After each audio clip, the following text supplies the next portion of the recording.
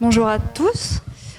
Donc je vais alors rappeler quelques petites choses qui ont déjà été introduites ce matin dans les présentations que vous avez déjà vues, et je vais insister en fait dans ma présentation sur rappeler évidemment le mécanisme, mais sans insister sur ce qu'on a déjà évoqué tout à l'heure, et insister par contre sur sa mise en œuvre, c'est-à-dire que c'est vraiment au niveau des États que les réglementations nationales vont exister si elles existent, et donc c'est comprendre pourquoi on a autant de possibles finalement, parce que ça dépend des États, et finir par la mise en œuvre par les acteurs, en faisant un focus sur les acteurs de la recherche, les organismes de recherche, qui mettent en œuvre toutes ces réglementations-là adoptées par les États, qui eux-mêmes mettent en œuvre des réglementations au nom du protocole de Nagoya. Donc c'est un système un petit peu d'entonnoir que je vais essayer d'évoquer, d'expliquer pour bien comprendre aujourd'hui pourquoi on a plusieurs réglementations, où on va, ce qu'elles demandent, et qu'est-ce que les organismes de recherche qui sont concernés évidemment par ces réglementations-là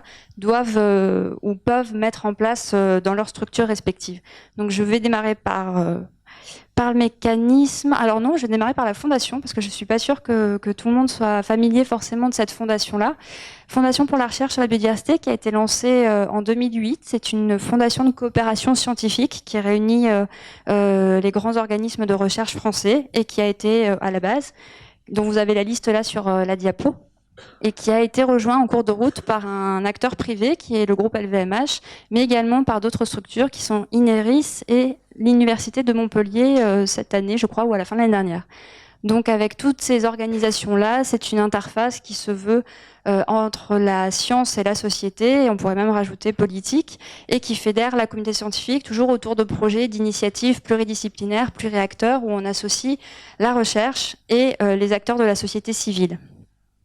Et donc on est à la fois en action avec la recherche, où on va mettre en place des programmes, on va essayer de lancer des appels à projets, des outils qu'on va développer ou proposer à développer, ou en tout cas toujours avec l'ensemble des acteurs et des parties prenantes qui peuvent être concernées. On ne va pas nous-mêmes faire de recherche, par exemple, on n'en fait pas, mais on va porter, accompagner, et on va soutenir aussi via donc des appels à projets qu'on aurait pu susciter, mettre en place, ou par exemple en coordonnant, je crois que j'ai mis là, en coordonnant je pensais à Biodiversa, qui est un programme européen, un réseau d'agences de financement de la recherche qui mène des appels à projets, qui est coordonné à la FRB et qui peut accompagner les chercheurs dans les réponses à ces appels à projets.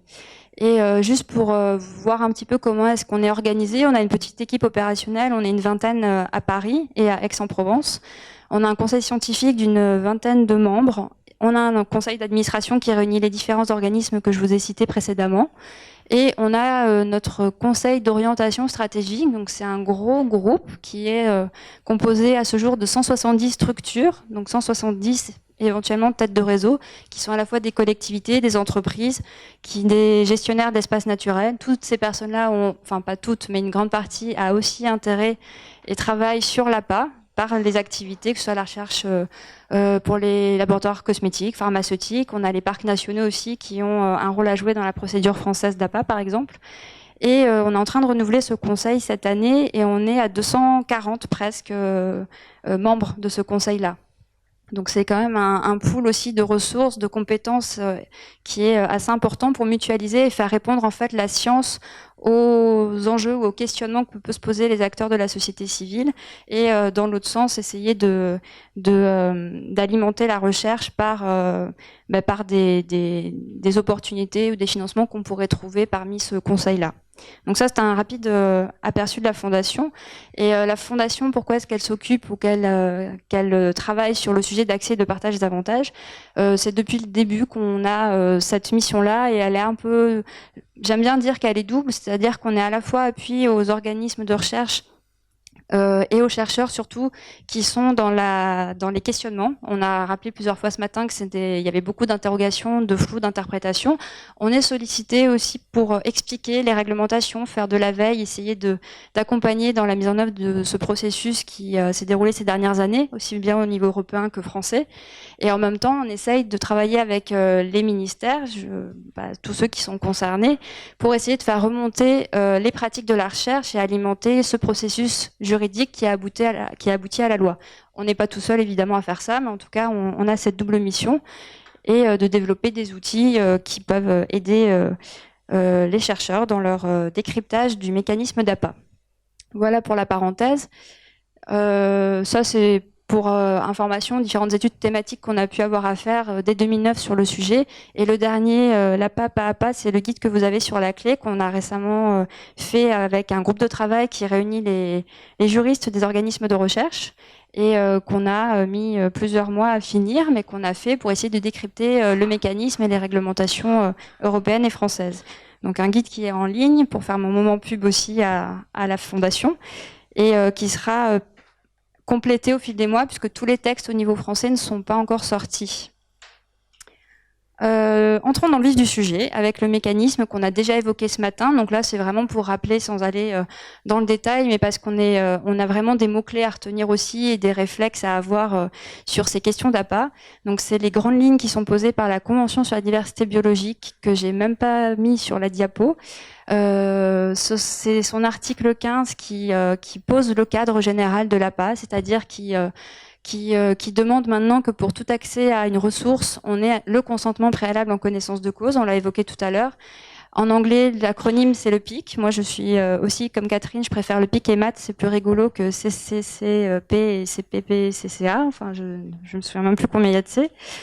Mais en tout cas, l'accès conditionné au consentement préalable, au PIC, de l'État qui fournit la ressource, enfin du fournisseur de la ressource, sauf décision contraire de sa part, c'est-à-dire qu'un État peut décider de ne pas encadrer l'accès et de ne pas réguler au titre de l'APA.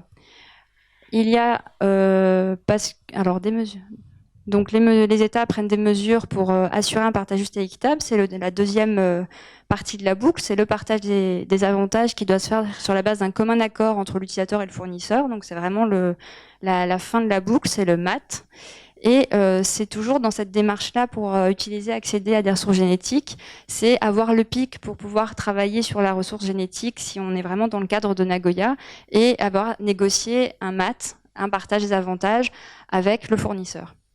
L'article 8J que vous connaissez aussi bien, qui associe les connaissances traditionnelles détenues par des communautés autochtones et locales au mécanisme d'APA, sans en dire beaucoup plus dans ce texte-là.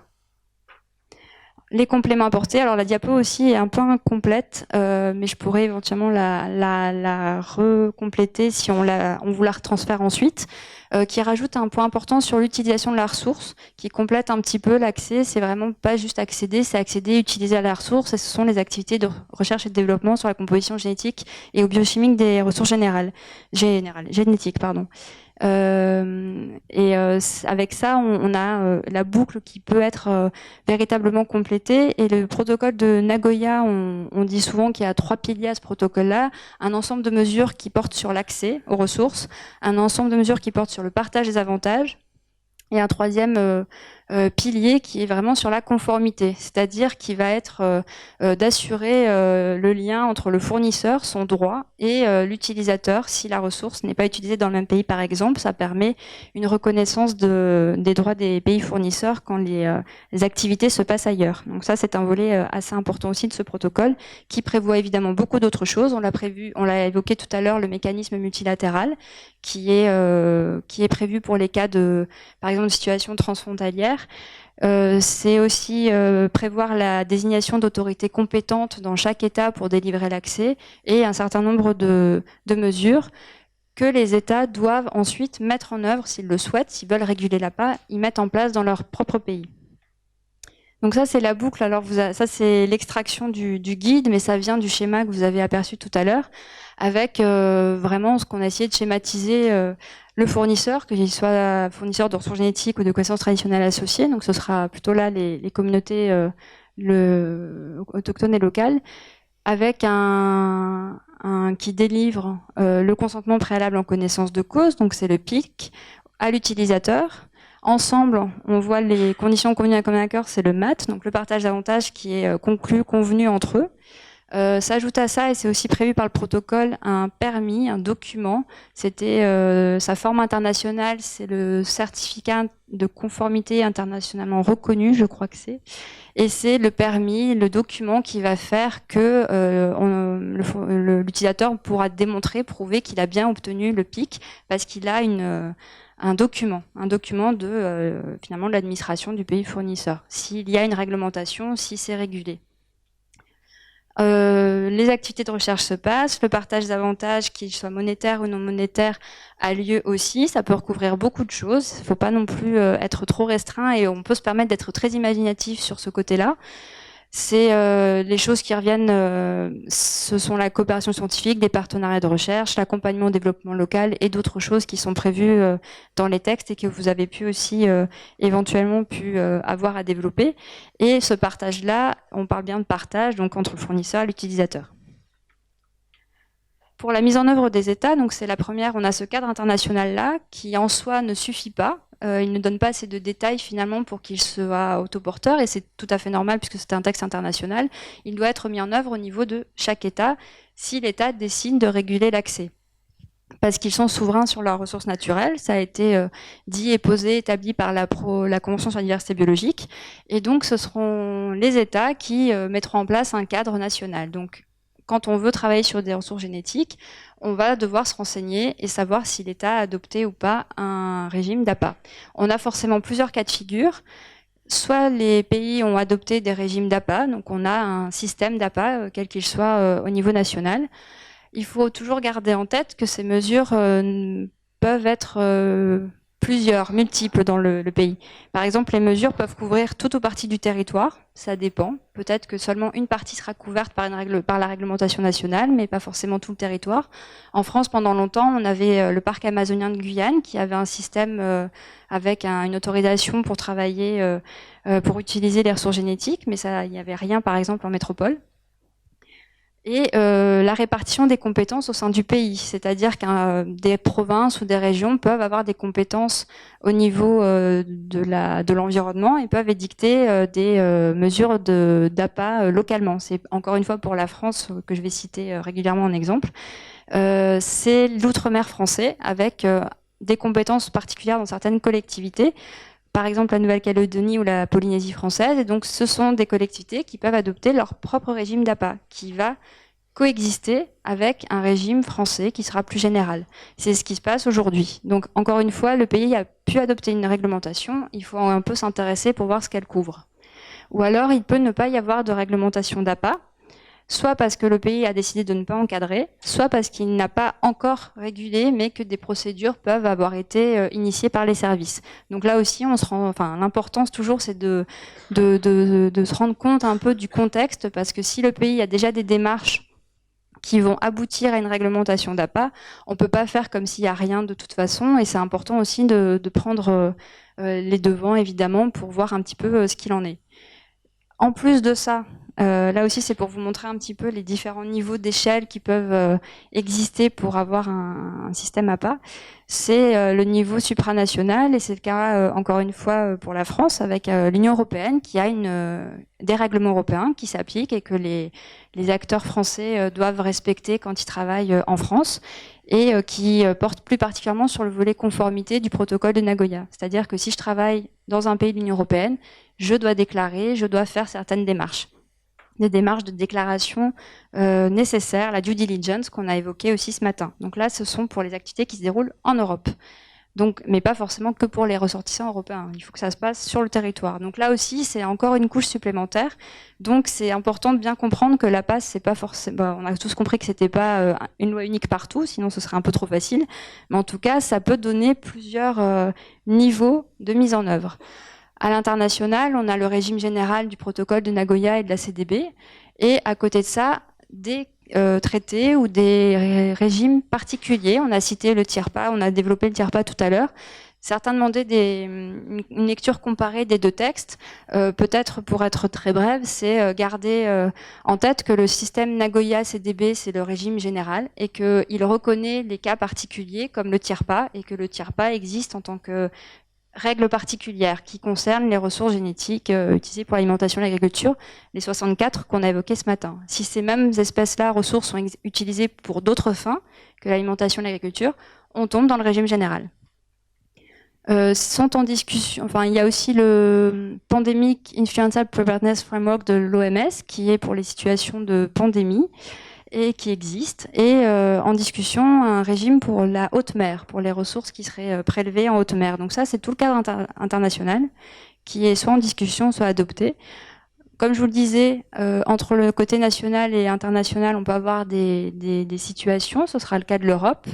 Le national, plusieurs pays ont adopté des réglementations, qu'ils aient ratifiées ou non Nagoya, mais en tout cas, ils ont des réglementations d'APA, la France, le Brésil, on a cité aussi ce matin, et localement, on peut avoir des réglementations. C'est le cas en Outre-mer français. Alors la Guyane, c'est plus vrai maintenant qu'on a une loi française, mais la Nouvelle-Calédonie et Polynésie existent bien, presque complètement en Polynésie, mais en tout cas en Nouvelle-Calédonie, il y a un système aussi en province sud. Donc ça, c'est une image qui peut paraître un peu compliquée, mais c'est pas si compliqué que ça, et il faut vraiment s'intéresser, prendre l'entrée nationale pour savoir de quoi il en ressort. Je vais parler brièvement de la France pour information. Je ne vais pas aller dans le détail non plus de ce régime-là, mais comme on va parler demain du cas d'autres pays, ça pouvait être aussi intéressant d'évoquer ce qui se passe au niveau français. Et mes collègues ici présents qui n'hésitent pas à compléter si j'ai omis des choses très très importantes dans ma brève présentation du régime national. Donc on a depuis 2016 qui est encore en train d'être complété par des textes d'application. On a une loi depuis donc le 8 août 2016 pour la reconquête de la biodiversité, de la nature et des paysages. Et cette loi a un titre exprès pour mettre en place Nagoya en France. C'est le titre 5.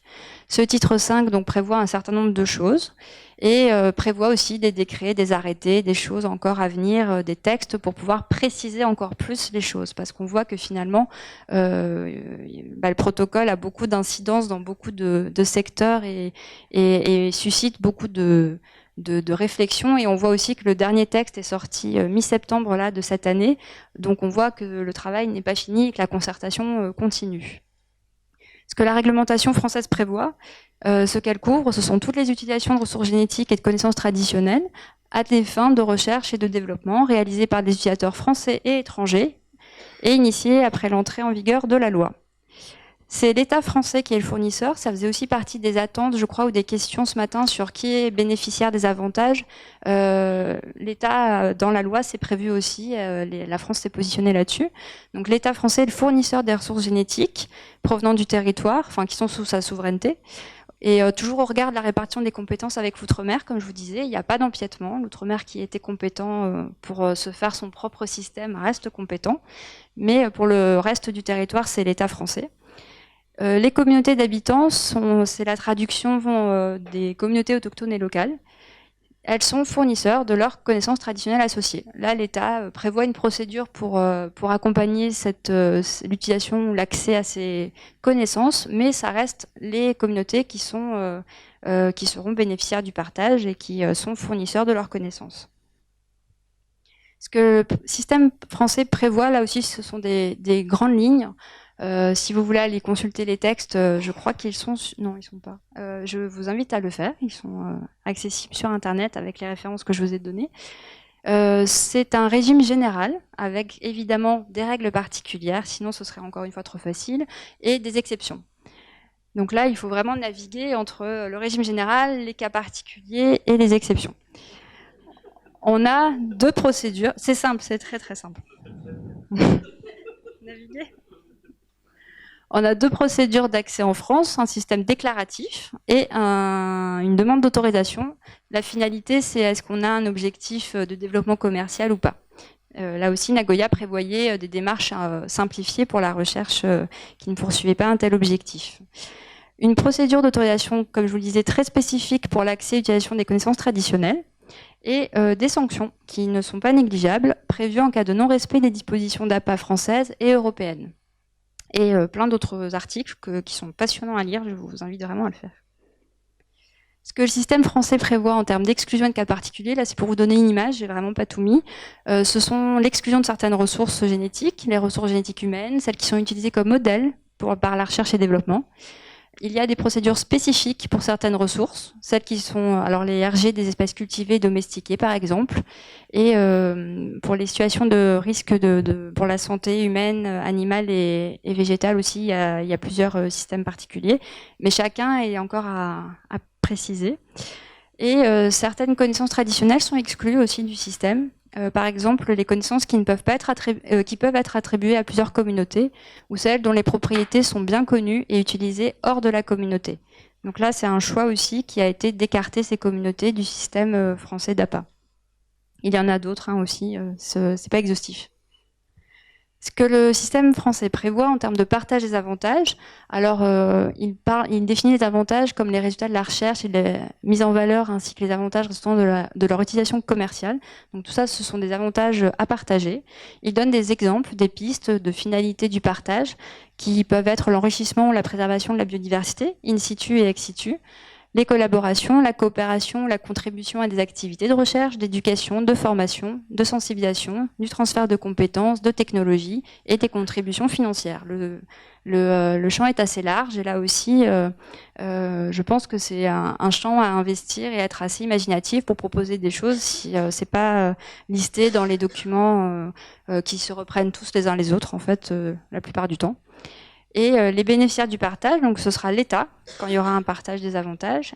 C'est avec lui en tout cas qu'on va discuter, même si après il y a redistribution éventuellement ou réaffectation, mais en tout cas ce sera l'État, l'interlocuteur, et la communauté d'habitants quand on sera dans le champ des connaissances traditionnelles. Donc on a vraiment deux bénéficiaires selon la ressource ou la connaissance. Et les textes prévoient des seuils pour le partage financier. Donc c'est aussi, ce sera dans les textes, il y a des seuils, des plafonds. Donc pour venir sur les, donc on a ce cadre-là international, on l'a vu, qui est complété à chaque fois au niveau des États. La France a développé un ensemble de textes et un régime qui se met progressivement en place et que les opérateurs qui travaillent sur des ressources souveraineté françaises doivent intégrer. Et évidemment, je vais focaliser sur les organismes de recherche, mais évidemment, beaucoup de choses que je vais dire sont aussi vraies pour des entreprises ou d'autres types d'acteurs qui travaillent sur les ressources génétiques. Et évidemment, ils n'ont pas attendu la loi française pour démarrer leur intégration du principe d'APA et des réglementations nationales. Donc on a évidemment des obligations issues des cadres juridiques à intégrer, comme il y a dans tous les cas, pour une nouvelle réglementation, en fait, évidemment, il faut éventuellement adapter ses pratiques ou en créer de nouvelles. Donc c'est à la fois au sein des instituts qu'il faudra s'organiser, c'est-à-dire savoir vraiment qui fait la déclaration, par exemple, dans le cas de la France, qui va demander l'autorisation, qui va négocier le partage des avantages, est-ce que c'est le chercheur, son directeur d'unité, est-ce que c'est le chef d'établissement? Ça, c'est des questions vraiment pratiques, mais en tout cas à réfléchir dans l'institut. On a les modalités de partage, voilà, qu'est-ce qu'on veut proposer, qu'est-ce qu'on peut accepter, comment le financer. On en a parlé aussi, combien ça coûte. C'est typiquement, est-ce qu'on peut accepter des contributions financières systématiques? Est-ce qu'on va plutôt aller sur un autre champ parce que on est aussi contraint financièrement? Ça, c'est des choses à discuter dans chaque établissement. Certaines peuvent peuvent correspondre, se rejoindre, mais évidemment, c'est propre à chaque structure selon son propre fonctionnement, d'au moins d'identifier les signataires des documents, par exemple. Il y a aussi des actions à mener ou à adapter vis-à-vis de ses partenaires. Beaucoup d'établissements ou de chercheurs, notamment, sont impliqués dans des consortiums européens. Qu'est-ce qu'il en est quand on a une utilisation qui passe de pays en pays, de labo en labo? Qui doit faire les démarches auprès de quel pays? Qui fait quoi? Qui est responsable de quoi? Et là aussi, il faut en parler, au moins, dans le montage des projets, se poser la question, est-ce qu'on a des ressources ou des activités qui rentrent dans le champ de l'APA? Et si oui, qui s'y colle? Et à partir de là, essayer de voir un petit peu, puisqu'on l'a évoqué aussi, mais le maître mot, finalement, c'est la traçabilité, pour pouvoir démontrer que tout va bien et pouvoir continuer. Et donc, ce sont des questions qui sont vraiment à se poser. Et puis ça permet aussi de suivre les actions quand un projet se déroule sur plusieurs années, que le coordinateur du projet change éventuellement. Il faut savoir ce qui a été fait. Au niveau européen, le coordinateur est désigné pour porter un petit peu ces sujets-là. Donc là aussi, ça justifie de se poser la question et éventuellement de de caler ça avant le montage du projet, ou en tout cas au montage du projet. Et les partenaires sont aussi évidemment les pays dans lesquels les équipes de recherche travaillent, qui ont ou pas des réglementations. Mais on a parlé d'Esprit Nagoya ce matin, et c'est vraiment l'opportunité, et c'est un levier pour développer et aller plus loin si c'est opportun éventuellement d'aller plus loin dans les propositions de partage, dans la coopération, dans qu'est-ce qu'on peut faire à ce titre-là, parce qu'évidemment il y a beaucoup de choses qui se font déjà et qui sont reprises dans les attentes. La coopération, le transfert de connaissances sont des choses qui se pratiquent déjà, mais est-ce qu'on peut aller plus loin? Est-ce que c'est adapté? Quelle est la position du pays sur l'APA? Comment est-ce qu'on travaille encore ensemble et comment est-ce qu'on travaille bien ensemble? Donc ça, ce sont des choses qui sont en train de se mettre en place, évidemment, au fur et à mesure que les réglementations se mettent elles-mêmes en place. Et ça se traduit, par exemple, par... on a parlé de bonnes pratiques aussi. Il y a des guides de bonnes pratiques, des lignes directrices qui avaient été développées, notamment par l'IRD, l'INRA, le CIRAD, pour citer un exemple en France. Quelle mise à jour de ces lignes directrices? Comment est-ce qu'on peut encore appliquer ça? Est-ce que c'est toujours opportun ou pas? Le développement d'outils, alors là c'est un exemple mutualisé entre plusieurs organismes. On a aussi des outils qui peuvent être propres encore une fois à un institut parce que ce serait plus pertinent. Comment est-ce qu'on accompagne en tout cas les chercheurs dans l'information pour que le chercheur ne soit pas tout seul sur le terrain face à toutes ces réglementations qui peuvent paraître compliquées? À qui peut s'adresser en interne? Est-ce qu'on a identifié quelqu'un dans la structure qui peut l'orienter, l'éclairer? Parce qu'on sait que tous les points focaux ne sont pas forcément accessibles, ou il y a peut-être des contacts qui sont erronés sur les sites internet de la Convention biodiversité qui recense un petit peu toutes les réglementations nationales. Est-ce qu'on a bien toutes les informations? Là, c'est aussi fournir un appui aux chercheurs. De la même manière, une information des équipes vraiment sur le sujet. Il y a des documents qui peuvent être développés, des formations qui peuvent être mises en place. Il y a beaucoup d'instituts français, en tout cas, se sont lancés dans toutes ces démarches-là et certaines mutualisées. Et pour exemple, je citais le guide tout à l'heure qu'on a développé avec le groupe de travail. C'est un groupe inter-organisme. Donc là aussi, c'est un lieu d'échange pour essayer de voir qui fait quoi, qui a telle difficulté. Est-ce que on peut essayer de partager pour aller plus loin et faciliter notre mise en œuvre dans notre institut de l'APA avec est-ce qu'on a une adresse générique, est-ce qu'on a une cellule APA spéciale, est-ce que toutes nos équipes de recherche savent à qui s'adresser. Ça, ce sont des échanges très pratiques d'expériences qui servent énormément. Et ça se traduit aussi, donc toute cette intégration des réglementations par la modification éventuellement des documents contractuels. On a les accords de transfert de matériel qui sont aussi développés pour intégrer vraiment ça et qui peuvent être pour certains organismes plus systématiquement conclus pour tout accès utilisation de la ressource. Certains organismes ne font pas forcément cette systématisation, d'autres vont vraiment développer, mettre l'accent là-dessus. Là aussi, c'est un outil qui accompagne et qui permet de tracer l'accès, la ressource et l'utilisation de la ressource.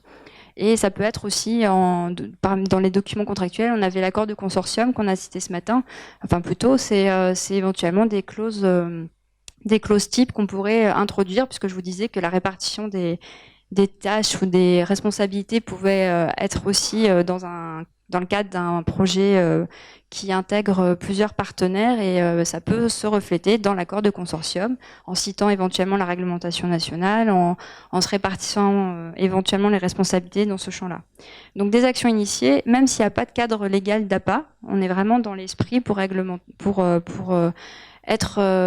le plus en avance possible sur, même s'il n'y a pas de cadre légal, je suis dans l'esprit Nagoya, j'ai le pic pour travailler, je conclus le MAT pour pouvoir partager et réfléchir à un partage avec le pays fournisseur et encore une fois aller plus loin ou se servir de l'APA comme levier pour développer encore la coopération entre instituts d'un même pays ou avec les partenaires étrangers.